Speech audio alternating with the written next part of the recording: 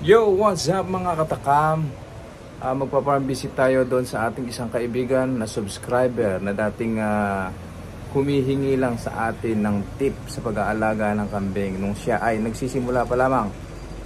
So ngayon, mas magaling pa sa atin at napakaganda ng kanyang mga alaga ngayon. So tara guys, samahan nyo ko sa farm ni Sir Edson Villamilla. Tara, ipasisilip sa atin yung kanyang mga imported na kambing. Mga pambenta. Good afternoon mga katakam. Nandito tayo ngayon. Magpa-farm visit tayo kay Sir Edson. Edson, ano sir? Opo, Edson Villamilla. Ito yung isang subscriber natin na taga Cabanatuan City. Sir, nagsimula ka sa ilang kambing? Ano po sir, sa native po.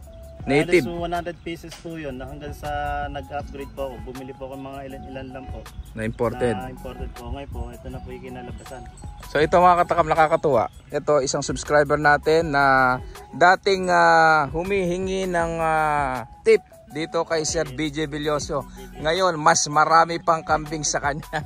Ito, tara, ipa-farm visit natin ang kanyang kambingan dito sa Cruz Roja. Tara sir, ipasilip natin yung ating mga kambing.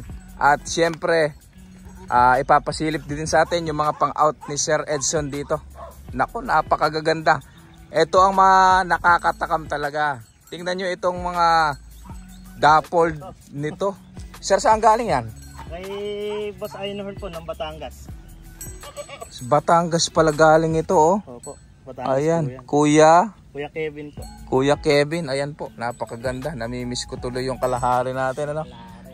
Ito, kamukha, oh. Dappled lang, ano? So, ayan. Pure breed po siya na, ano? Pure breed na dappled. Ayun, oh. Naku po. Sobrang sidhi po yan. Ito, kasidhian niya. Nasa, ano, kapusukan. 1 taong mahigit pa lang, sir, no? Opo. Magkano mo nakuha yan? Eh, nakuha po ito. Nasa 30,000 lang po. 30,000? Opo. Pwede na. Batang-bata po. 3 months old ko po siya nakuha. 3 months old, 30,000. Grabe. Sa bagay, si Kalahari, ay halos ganun din, ano? Ganun ko lang din halos nakuha si Kalahari. Sa Batangas ko rin nakuha yan. Napakaganda ng farm ni Sir Edson dito. Puro paanak. Ayun, po yan. puro paanak. Ano, ito Sige. po black dappled red. Anak niya naman po. Ito, anak niya. 6 months old. Oh. Napakaganda naman ito. Ayun po ang isa sa mga pang-out. Okay, mamaya ipakita natin yung mga pang-out natin. Pero pakikita muna natin para kayo ay matakam. Okay.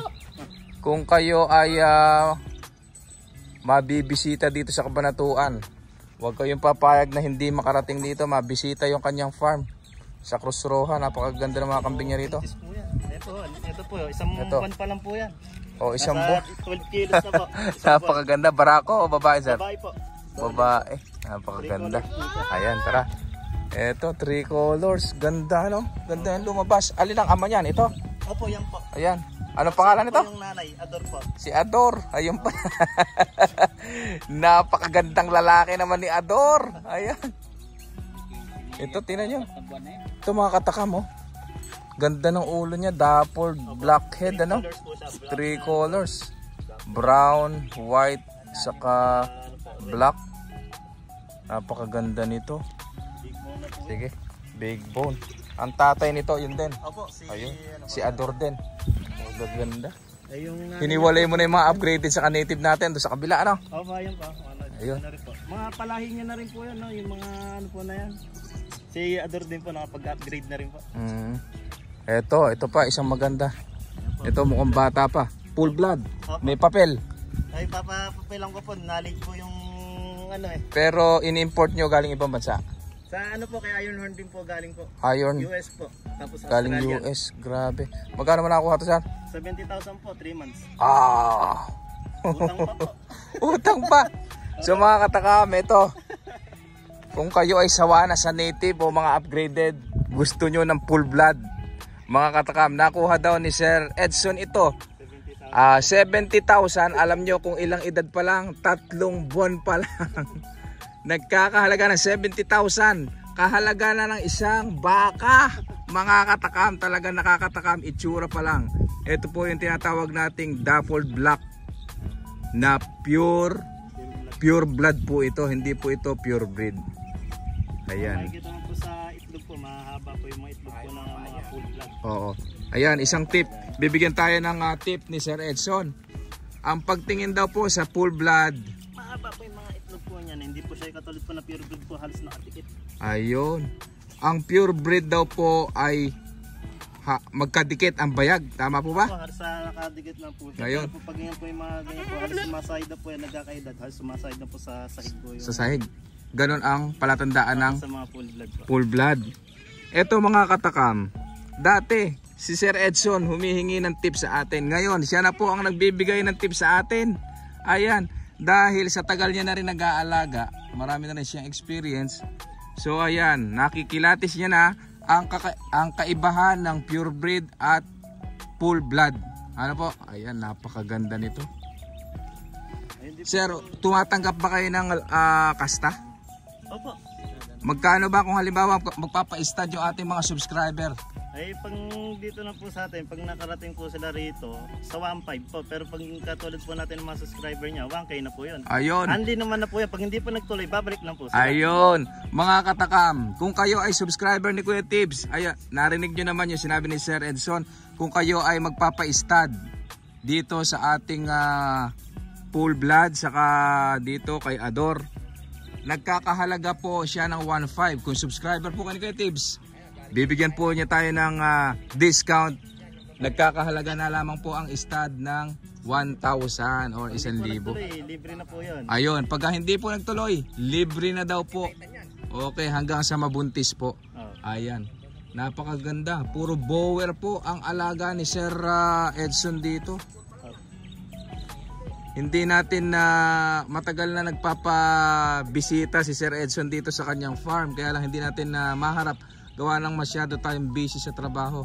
So ngayon lang tayo nagka-oras.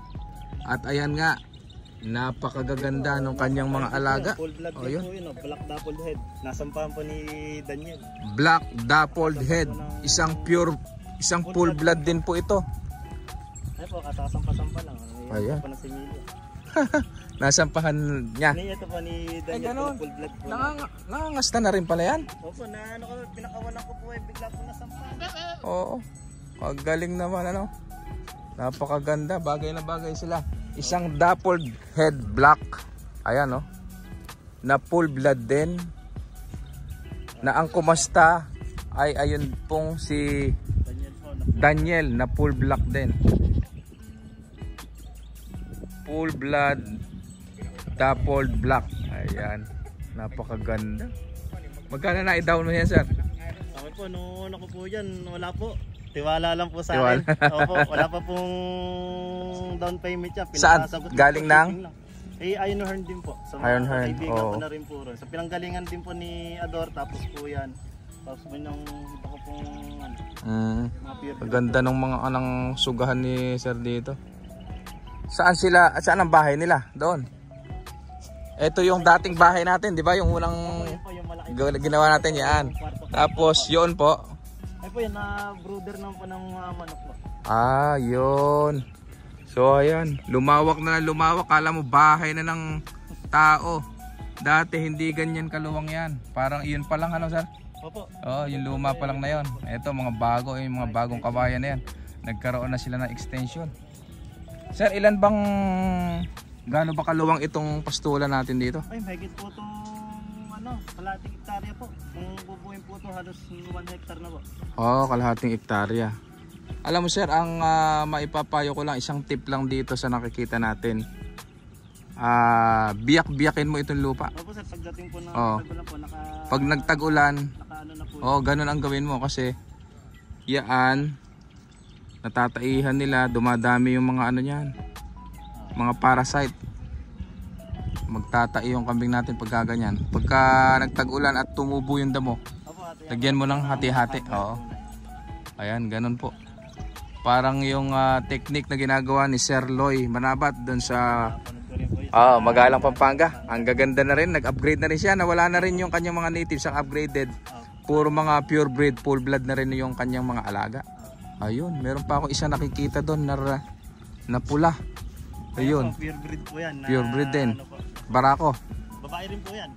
Babae. Ayun. Maganda itong babae na to. Galing din ng Batangas. Opo. Dumalaga? Anak po yan ni Titan. Paanak ni Titan. Ayan oh, napakaganda rin. May spotted din po siyang black. May spotted din na black. So ibig sabihin maglalabas din ng mga dapol yan. Saka black ano? May spotted po. Saan? Saan yung spot niya? Ito sa batok po, tapos sa parteng champ po na hindi po kasi masyadong kita Oo. po eh. Pero maglalabas din yan. Oo. Halos lahat pala may anak na ano? Opo. Ayun po, marami rin po mag-aanak nitong July po. June, July, meron tayong mga anak. Na rin, Oo. So mamaya sa next video natin papakita natin yung mga pang-out natin. Napakaganda naman ng mga kambing ni Sir ngayon. Talagang nakakatakam, eka nga. Ayan oh. Napakaganda. Iisa ang itsura, iisa ang lahi. Puro mga dapol yung lumabas kasi ang tatay nila is si Ador. Ayun. Yung ating dapol doon, ayun oh. Napakagandang lalaki. Kumbaga sa pelikula na artista si ano to si Coco Martin oh, si Ador. Gandang lalaki oh. Magkano sir nakuha yan? Opo, nakuha ko po yan ng 30,000 po. 30,000 3 months. Grabe oh. Mahigit isang taon na siya yan. Ano po siya, nung 26 po siya ng April. Ito po, nag-isang taon na po siya sa akin. Oo. 26 ng April. Ayun, napakaganda. Puta. Ano yan? Kasibulan, Kagilasan.